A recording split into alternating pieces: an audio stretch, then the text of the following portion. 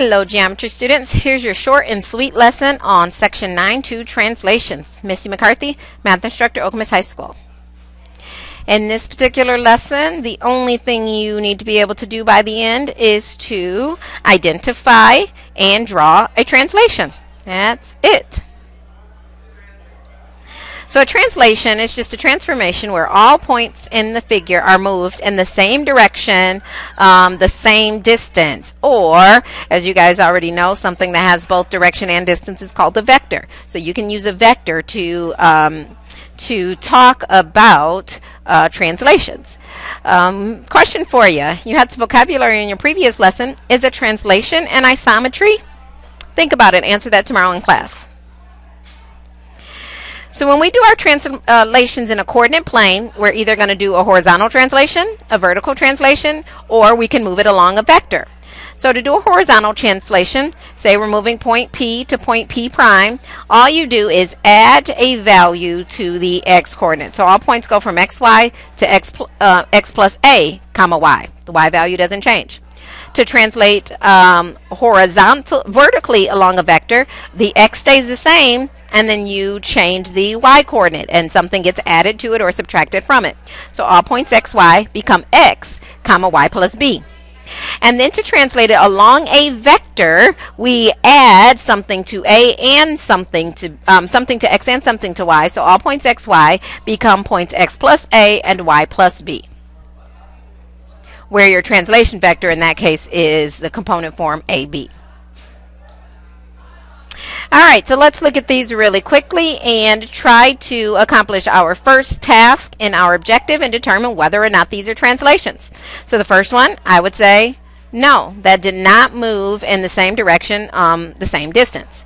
Second one, I would say, no, that one's actually a reflection. This one, I would say yes, it actually is just a horizontal translation in that direction.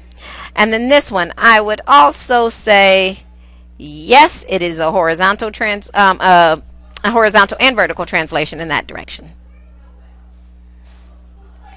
All right, so let's take a moment here and translate this figure with regards to the given vector, and the vector that they're giving us is this one here.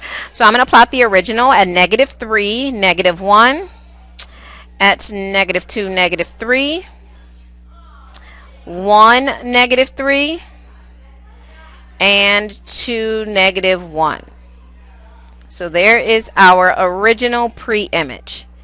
And I can go through, and this is J, this is K, L, and M. Now our translation vector is 1 horizontally and 4 vertically. So J prime, I'm going to add 1 to that, and that gives us -2. Add 4 to that, and that gives us 3. K prime would be -2 plus 1, which is -1, -3 plus 4, which is 1. L prime, 1 plus 1 is 2, 4 plus -3 is 1, and M prime, 2 plus 1 is 3, and -1 plus 4 is 3. So I'm going to plot the image in a different color. Let's go with J prime is at -2, 3, 1, 2, 3. And then K prime is at -1, 1.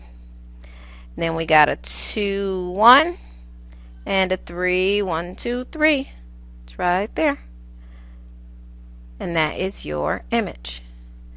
J prime, K prime, L prime, M prime. All right, lastly, we've got this little problem here we're going to try to figure out. It says that Lee and Derek are tossing a flying disc. Lee stands at the point 2,5 and throws the disc to Derek, who's at 11,0. So we can sketch this out. We really don't have to, but we're gonna. So, all right, so Lee is at 2, 1, 2, 3, 4, 5. There's Lee. L for Lee. And then Derek is at 11,0. 1, 2, 3, 4, 5, 6, 7, 8, 9, 10, 11. There's Derek. They want to know what the translation vector is to go from Lee to Derek. So essentially, they're asking us for a component form. So we're going from here to here. What's the component form? All right, so our vertical difference, if we were at, horizontal difference, if we were at 2 and we went all the way up to 11, is a change of 9 units from there to there. And then our vertical distance, if we were at 5 and we went all the way down to 0, that would be 5 units. So that's your translation vector for this flying disc. And that is it, you guys. See you tomorrow in class.